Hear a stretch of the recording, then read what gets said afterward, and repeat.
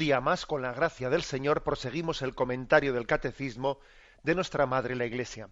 Después de que habíamos concluido explicando el prólogo del Catecismo, comenzamos con la primera parte del Catecismo, la profesión de fe, o la parte referida al credo.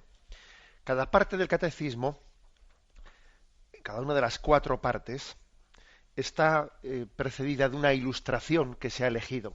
En concreto, los que tenéis el libro con vosotros, veréis que hay una ilustración no fácil de identificar, y en la parte trasera de esa ilustración lo explica, que es un fragmento de un fresco de la catacumba de Priscila en Roma, de principios del siglo III, que es la imagen más antigua que tenemos de la Virgen María, de la Santísima Virgen. Una de las más primitivas figuras del arte cristiano, representa el tema central de la fe cristiana, el misterio de la encarnación del Hijo de Dios en las entrañas de la Virgen María. A la izquierda hay una figura de hombre que señala una estrella situada encima de la Virgen con el niño. Es un profeta, probablemente podrá ser Balaam, aunque no es seguro, anunciando que de Jacob surge una estrella, de Israel un cetro. Simboliza toda la esperanza de la antigua alianza y la súplica de un Salvador y Redentor por parte de la humanidad. Bien, este anuncio se realizó en el nacimiento de Jesús, el Hijo de Dios hecho hombre, concebido por obra del Espíritu Santo, nacido de la Virgen María, y se presenta pues a María como la que trae al mundo y a los hombres la salvación. Por esto, ella es la figura más pura de la Iglesia. Bueno, ha querido pues el catecismo elegir iconográficamente una imagen, y ha elegido para la primera parte, para el credo, la imagen de María en su encarnación, en su maternidad. Bien, bueno, pues comenzamos la primera parte. La primera parte, la profesión de fe, y el primero de los puntos es el punto 26. Dice: cuando profesamos nuestra fe, comenzamos diciendo creo o creemos. Antes de exponer la fe de la Iglesia tal como es confesada en el credo, celebrada en la liturgia, vivida en la práctica de los mandamientos y en la oración, nos preguntamos qué significa creer. Luego sigo leyendo, pero primeramente introducimos con esto. Comenzamos diciendo creo o creemos, porque sabéis que entre los dos credos que solemos alternativamente rezar, ¿no? Pues en la liturgia, uno es el credo apostólico, que es el que llamamos el corto, que se lo dice en singular, creo, y sin embargo el credo más largo, que también rezamos a veces en la liturgia, es el niceno-constantinopolitano, el credo de Nicea, que luego en el Concilio de Constantinopla tuvo pues también otras pequeñas matizaciones, y por eso se llama niceno-constantinopolitano. Bueno, pues ese lo dice en plural, creemos, creo o creemos.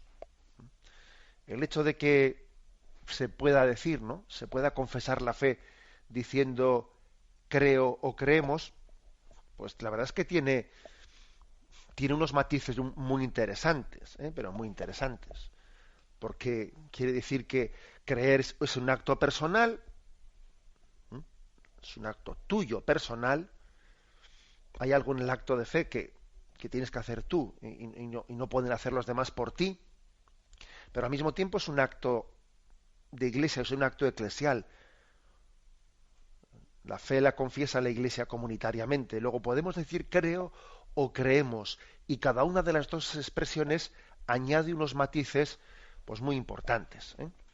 Quizás nosotros, en nuestra cultura muy individualista, pues entendemos más fácil lo de creo. Oye, es cosa tuya, tú verás si crees o no crees, ¿no? O sea, es decir, parece que aquí, en cuanto que acto individual subjetivo, se le respeta a uno que crea, ¿no? Se le perdona la vida, podríamos decir, si cree. Pero no, es que ese es el error de nuestra cultura individualista. Decimos creo, pero también decimos creemos, ¿no? Y no solo porque el que creemos sea la suma de muchos actos personales, o sea, no es únicamente un plural en el sentido de añadir, ¿no?, individualidades, no, sino que también eso es un plural orgánico. es la Iglesia la que nos da luz en la fe. Es la Iglesia la que genera las Escrituras, la que tiene la autoridad para interpretarla, la que tiene la autoridad para educarnos en la fe. Es la Iglesia la que nos llama a la conversión. Esto es importante que nos demos cuenta. Yo no tengo un contacto directo con Dios por mi cuenta. No, no es así. O sea, mi relación con Dios ha sido a través de la Iglesia, que es sacramento universal de salvación. Es la Iglesia la que me ha dicho pues qué evangelios son palabra de Dios, que son, y cuáles son apócrifos y no son palabra de Dios. Y es la Iglesia la que me ha enseñado cuáles son las verdades reveladas, no según mi parecer individual. O sea, que es que yo no puedo tener un contacto directo, subjetivo con Dios agarrándome a las Escrituras, como si yo voy a ser el intérprete de las Escrituras. No, eso no es así. El Concilio Vaticano II, la Dei Verbum, quien quiera verlo en el número 10 de la Dei Verbum, pues insiste cómo la tradición, la Escritura y el magisterio de la Iglesia, según el plan prudente de Dios, están unidos, de modo que no pueden subsistir unos sin los otros. Tradición, Escritura y magisterio de la Iglesia. Luego, yo no puedo decir creo, digo creemos. Mejor dicho, sí puedo decir creo, pero ese creo, detrás de esa singularidad, tiene un creemos. Y cuando digo creo, estoy creyendo con la fe de los mártires, con la fe de los apóstoles, con la fe de las vírgenes, con la fe de los confesores. Detrás mío está toda la Iglesia apoyándome. Estoy sosteniendo en el pilar de Cristo, sí, pero en ese pilar de Cristo que a mí se me ha dado a través de esas 12 columnas de la Iglesia. Bueno, esto es importante. Es importante que digamos, mira, puede ser creo o puede ser creemos, y cada uno de ellos aporta un matiz importante. Por ejemplo, el hecho de que el acto de creer sea un acto personal, y nadie puede creer por ti, tú tienes que dar personalmente, ¿no?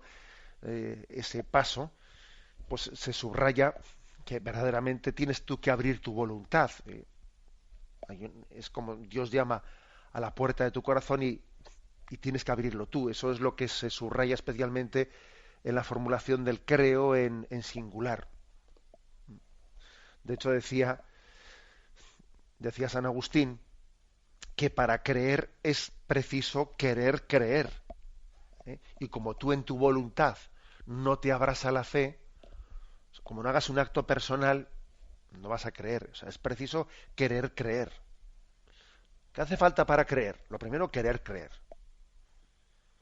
También decía San Agustín que para los que quieren creer, tengo 1000 pruebas. Y para los que no quieren creer, no tengo ninguna. Porque al final, claro que es un acto personal y un acto en el que tú abres tu voluntad. Y de hecho, bien sabemos en nuestra vida que a menudo basta cambiar de modo de vivir para empezar a creer de verdad lo que antes negabas. O sea, es decir, que eras tú el que tenías pues un modo de vida contrario a la fe, y entonces decías que no creías, pero en el fondo era tu voluntad la que no estaba dispuesta a convertirse. Y cuando has estado dispuesto a cambiar tu modo de vida, entonces de repente la fe ha venido a tu corazón, lo cual quiere decir que para poder profesar la fe, para poder decir creo, tienes que abrir la puerta y la manilla, y esa manilla pues está de tu lado de la puerta y tienes que abrirla. Dios toca la puerta y espera que tú la abras.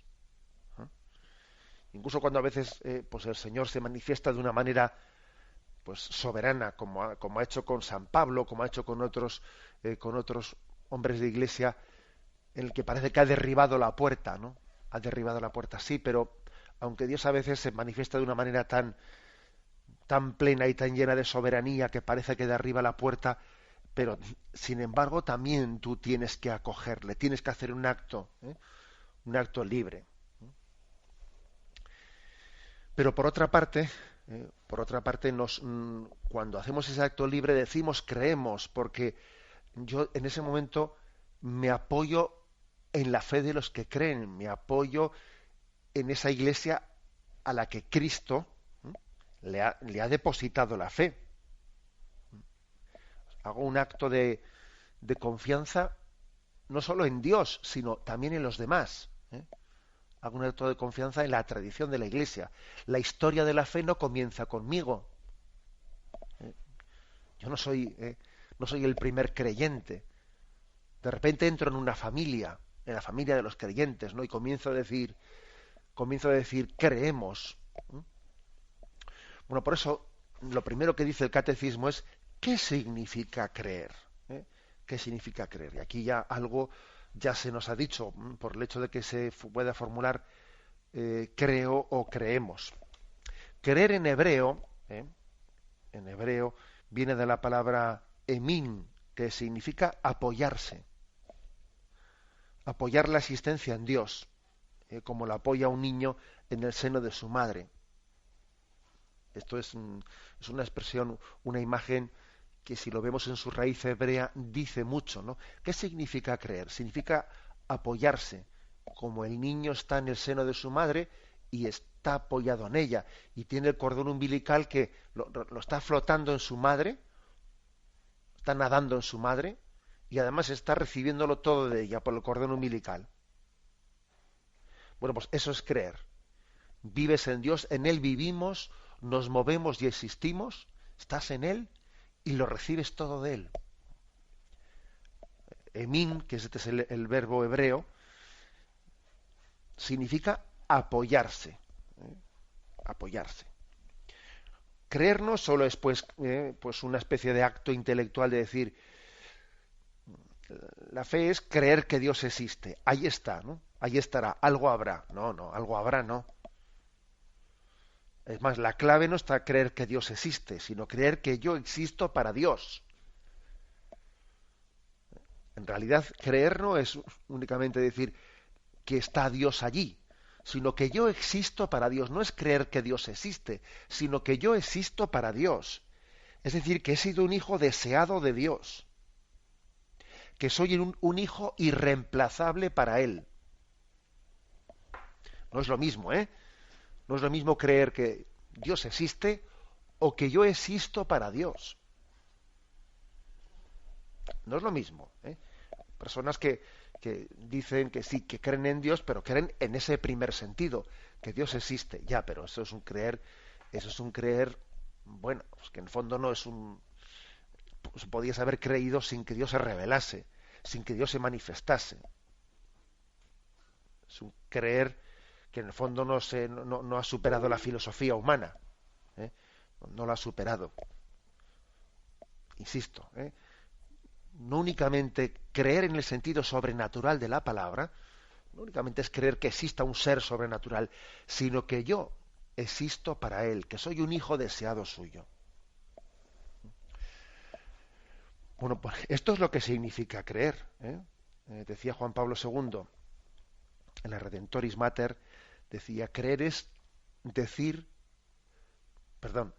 quiere decir abandonarse en la verdad misma de la palabra de Dios viviente, sabiendo y reconociendo humildemente cuán insondables son sus designios e inescrutables sus caminos. Es decir, abandonarse en la verdad misma de la palabra de Dios viviente. Esa es la definición que hace Juan Pablo II en Redentoris Mater. Esa expresión de que creer es abandonarse en Dios, pues es bastante ilustrativa y podría ser el punto de partida en el que comenzamos respondiendo a esta pregunta. Nos preguntamos qué significa creer, apoyarse, abandonarse en las manos de Dios. Alabado sea Jesucristo.